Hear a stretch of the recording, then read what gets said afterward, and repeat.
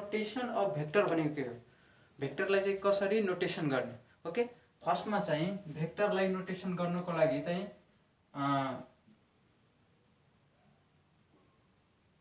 By capital letter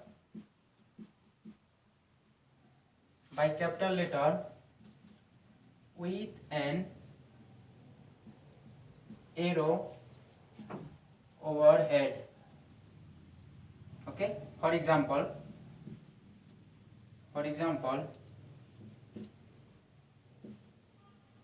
force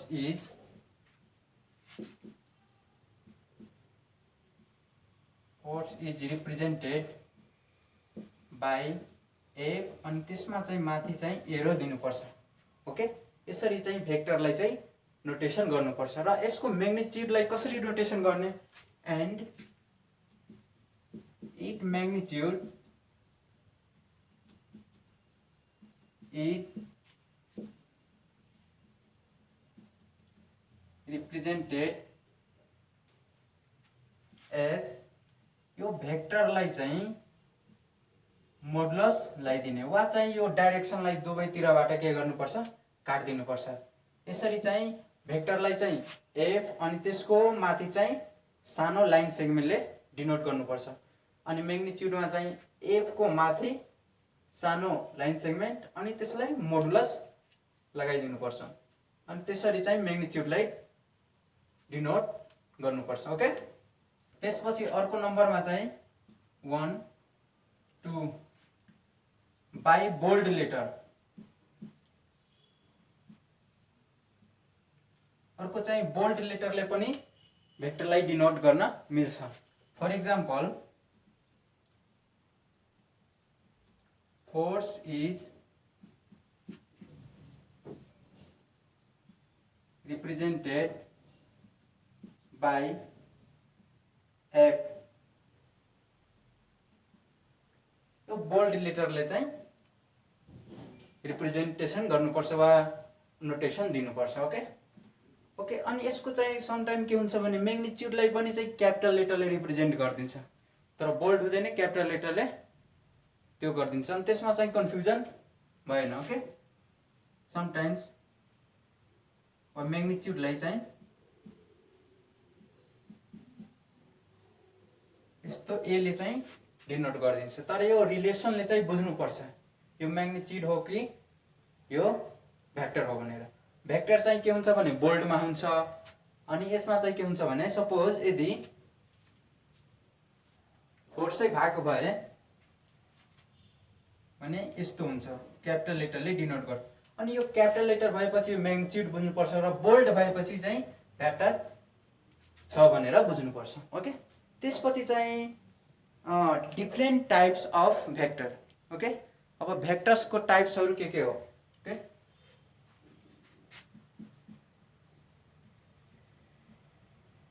different types of vectors.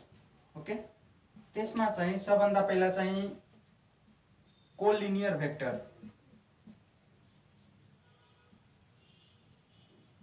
Okay, अब collinear vector भनेको के हो, तो जुन भेक्टर चाहिँ एउटा चाहिँ त्यो बुझ्नुपर्छ चाहिँ सेम एक्सिसको एलङमा हुनु पर्यो। जुनसुकै भेक्टर चाहिँ सेम एक्सिसको एलङ वा सेम लाइनमा हुनु पर्यो। सेम लाइनमा भएपछि जुन त्यो भेक्टरलाई चाहिँ के भनिन्छ, कोलिनियर भेक्टर भनिन्छ। जस्तै कि फर एक्जाम्पल सपोज भेक्टर ए छ, यहाँ भेक्टर ए अर्को चाहिँ भेक्टर बी छ भनेपछि भेक्टर ए र भेक्टर बी चाहिँ सेम लाइनमा हुनु पर्यो। सेम लाइनमा हुनु पर्यो भनेपछि यो लाइन चाहिँ के हुनु पर्यो, सेम हुनु पर्यो हो। यस्तो भेक्टरलाई चाहिँ कोलिनियर भेक्टर पनि भन्छ। जस्तै कि यो भयो vector A is collinear to vector B. त्यसको के हुन्छ भने सेम डाइरेक्सन पनि हुन सक्छ र अपोजिट डाइरेक्सन पनि हुन सक्छ। अर्को कुरा के छ भने त्यसको म्याग्निट्युडले केही डिटरमाइन गर्दैन। भनेपछि सपोज यो भेक्टर ए छ, ओके, अनि अर्को चाहिँ भेक्टर बी। भनेपछि यसको म्याग्निट्युड ठुलो छ, यसको म्याग्निट्युड के छ सानो छ हो, तर यो सेम लाइनमा छ भने त्यो कोलिनियर भेक्टर हो। ओके, भनेपछि यसमा के हुनु पर्यो, यो म्याग्निट्युडले केही डिटरमाइन गर्दैन भनेपछि त्यसको डाइरेक्सन मेन चाहिन्छ। ओके, अर्को कुरा चाहिँ त्यसको डाइरेक्सन के हुनु, सेम डाइरेक्सन पनि हुन सक्छ र अपोजिट डाइरेक्सन पनि हुन सक्छ। जस्तै कि सपोज भेक्टर सी भनेपछि यो भेक्टर सी अपोजिट डाइरेक्सनमा छ भनेपछि यो सेम लाइनमा बिलोङ गर्छ तर त्यसको डाइरेक्सन के छ अपोजिट हो, त्यस्तो भेक्टरलाई पनि के भन्छ collinear vector. Vector A is collinear to B वा vector A is collinear to B और सी वा vector C is collinear to B वा ए वा vector B is collinear to A और सी। त्यसरी चाहिँ कोलिनियर भेक्टर भनेर बुझ्नुपर्छ। Okay,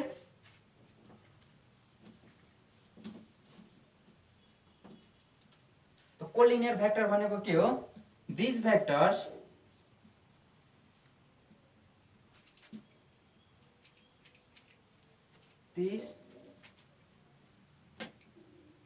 these vectors are said to be collinear which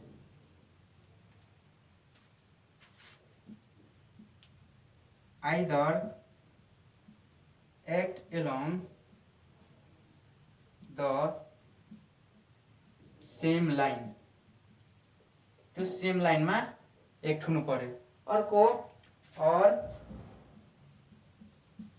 along the parallel line are called collinear vectors। Okay, for example, suppose vector A, vector B are acting along same line. Okay, so the vector A and B are acting along same line. Okay, this vector are called collinear vector. Okay, अब collinear vector भनेको के हो, जुन vector चाहिँ same लाइनमा चाहिँ act हुनु पर्यो त्यस्तो भेक्टरलाई चाहिँ के भन्छ कोलिनियर भेक्टर। ओके, त्यसपछि चाहिँ इक्वल भेक्टर।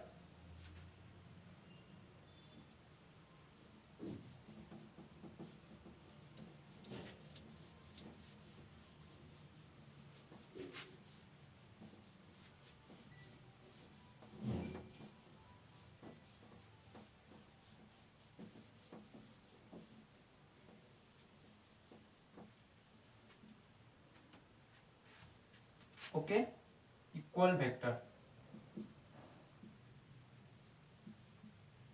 Equal vectors. अब इक्वल भेक्टर्स भनेको के हो, त्यसमा चाहिँ इक्वल भेक्टर्समा चाहिँ म्याग्निट्युड र डाइरेक्सन दुवै सेम हुनु पर्यो। जस्तै कि for example suppose vector A and another vector be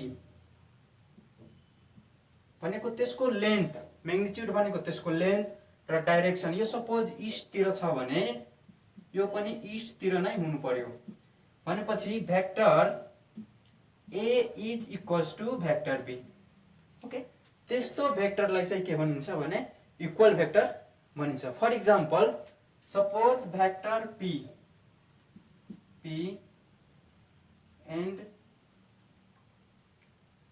suppose vector Q, these are, यो के डाइरेक्सन त सेम छ भनेपछि यो नर्थ इस्टमा छ, सपोज यो पनि नर्थ इस्टमा छ तर त्यसको म्याग्निट्युडमा के छ डिफरेन्स छ, यो सानो छ र यो ठुलो छ भनेपछि यो नन इक्वल भेक्टर भयो, यो इक्वल भेक्टर भएन। ओके, इक्वल भेक्टर हुनको लागि के चाहिन्छ भने त्यसको म्याग्निट्युड र डाइरेक्सन के हुनु पर्यो, सेम हुनु पर्यो। ओके, त्यस्तो भेक्टरलाई चाहिँ के भन्छ, equal vector. Okay, equal vector भनेको के हो, vectors are said to be equal if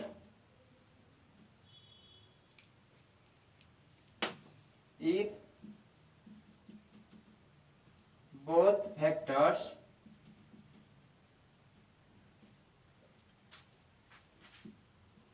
have same magnitude and same direction. Okay, जुन भेक्टरको चाहिँ सेम म्याग्निट्युड र सेम डाइरेक्सन हुनु पर्यो। सपोज अर्को चाहिँ इक्वल भेक्टर हुनको लागि यो नर्थ इस्ट डाइरेक्सनमा छ भनेपछि यो पनि नर्थ इस्ट डाइरेक्सनमा हुनु पर्यो, यो P अनि यो Q। Okay, so PQR equal vector, ABR equal vector, यसरी चाहिँ इक्वल भेक्टर बुझिन्छ। त्यसपछि चाहिँ प्यारलल भेक्टर।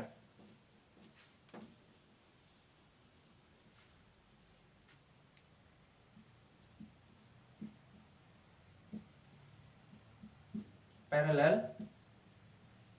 भेक्टर्स। ओके, अब प्यारलल भेक्टर भनेको के हो, प्यारलल भेक्टर भनेको चाहिँ सेम डाइरेक्सनमा हुनु पर्यो, त्यसको म्याग्निट्युडले फरकै पार्दैन। त्यसको म्याग्निट्युड बराबर भए पनि प्यारलल भेक्टर, अनइक्वल भए पनि प्यारलल भेक्टर, यदि त्यसको डाइरेक्सन सेम छ भने।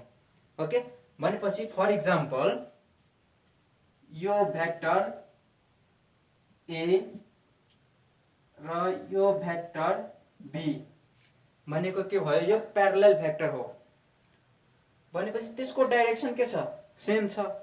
सपोज भेक्टर यो इस्टतिर छ, नर्थ नर्थ, यो पी यो क्यू, बराबर भए पनि के हुन्छ, प्यारलल भेक्टर हो। ओके, तो प्यारलल भेक्टर हुनको लागि के चाहिन्छ भने त्यसको डाइरेक्सन के हुनु पर्यो, सेम हुनु पर्यो। भनेपछि इक्वल भेक्टरलाई चाहिँ प्यारलल भेक्टर भन्न मिल्छ, इक्वल भेक्टरलाई चाहिँ के प्यारलल भेक्टर मिल्छ भन्न मिल्छ, तर प्यारलल भेक्टरलाई चाहिँ इक्वल भेक्टर भन्न कहिले पनि मिल्दैन। ओके, भनेपछि प्यारलल भेक्टर भनेको के हो, vectors are said to be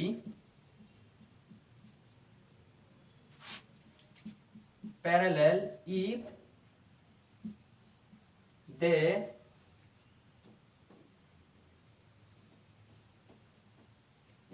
have same direction। के हुनु पर्यो, त्यसको चाहिँ सेम डाइरेक्सन हुनु पर्यो। For example vector A, vector B, vector P, vector Q. Okay, यो सबै के भयो, प्यारलल भेक्टर भयो। अर्को कुरा के भयो, यसमा चाहिँ two equal vectors are always parallel, but two parallel vectors may not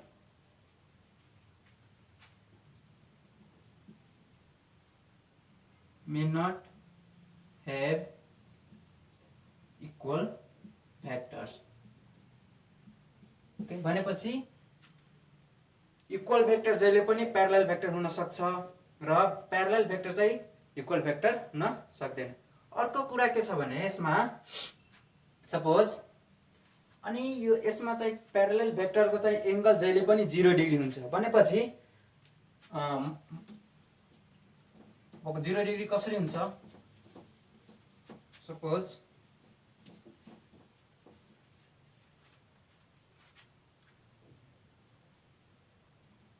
यो ए भेक्टर छ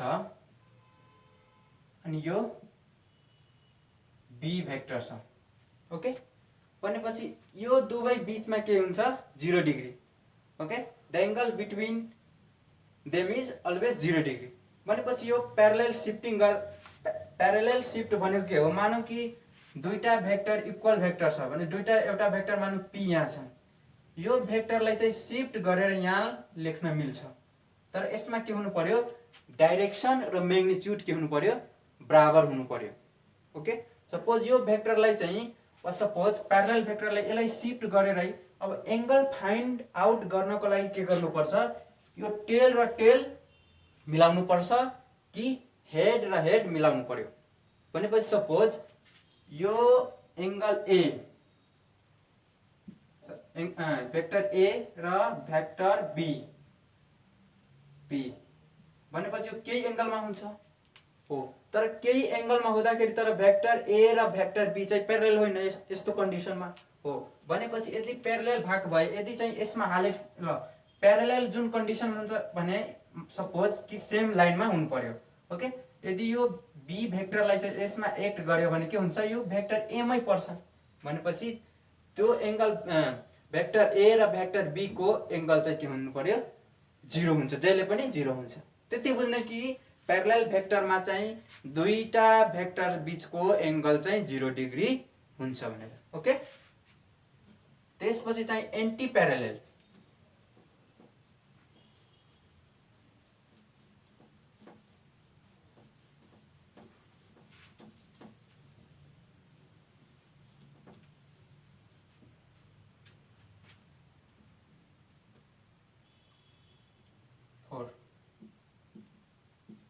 anti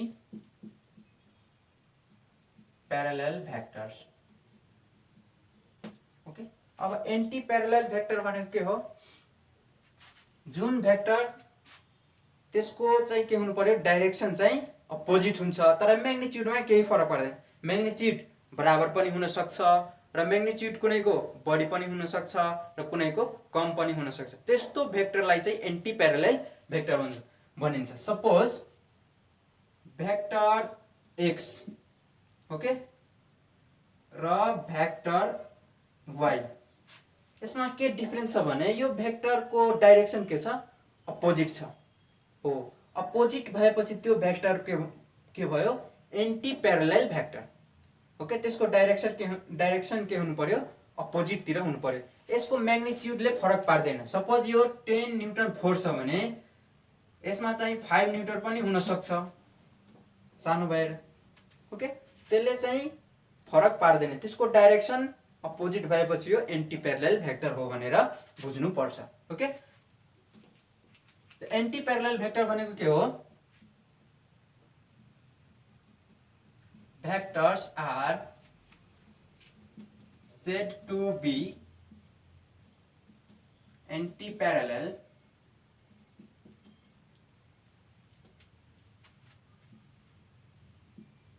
vectors which act in opposite direction हो। त्यो चाहिँ के? अपोजिट डाइरेक्सनमा एक्ट हुनु पर्यो। For example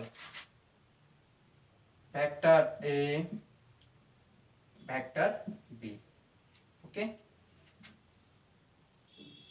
vector X vector Y okay, vector P vector Q, यो सबै के भयो? एन्टी प्यारलल भेक्टर हो।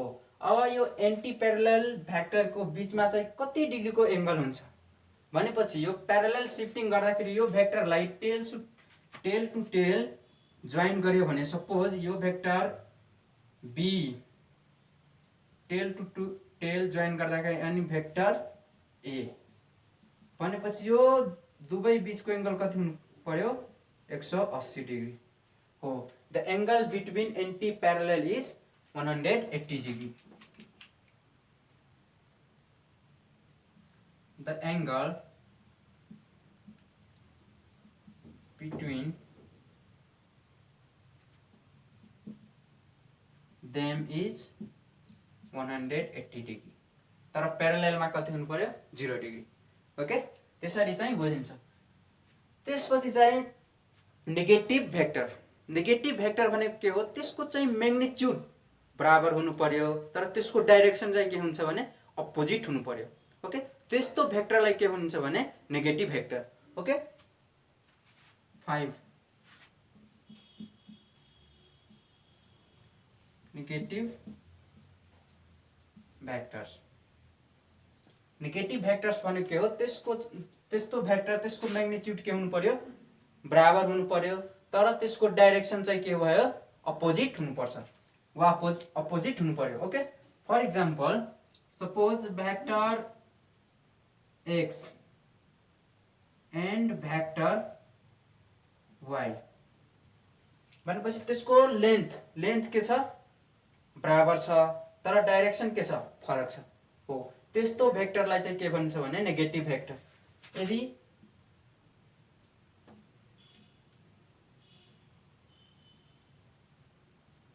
PQ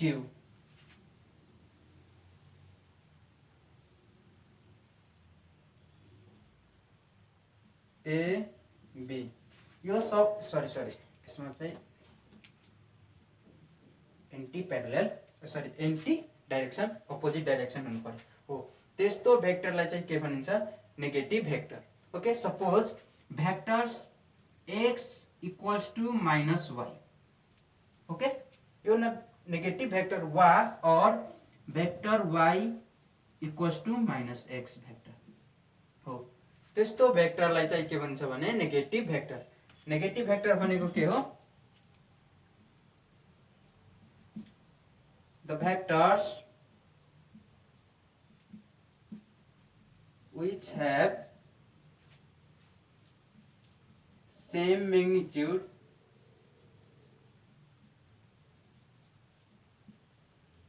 but act in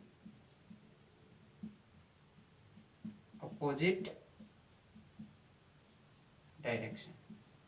Okay त्यस्तो भेक्टर त्यसको म्याग्निट्युड के हुनु पर्यो सेम हुनु पर्यो तर के अपोजिट डाइरेक्सनमा एक्ट हुनु पर्यो. त्यस्तो भेक्टरलाई अपोजिट डाइरेक्सनमा हुनु पर्यो. त्यस्तो भेक्टरलाई चाहिँ के भन्छ नेगेटिभ भेक्टर्स.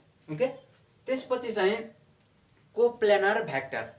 हो कोप्लेनर भेक्टर्स बुझ्नको लागि त्यसमा चाहिँ सबभन्दा पहिला चाहिँ प्लेन बुझ्नुपर्छ. ओके जुन भेक्टर चाहिँ प्लेनमा एलोङ हुन्छ त्यस्तो भेक्टरलाई चाहिँ कोप्लेनर भेक्टर भनिन्छ. अब प्लेन कसरी बुझ्ने? ओके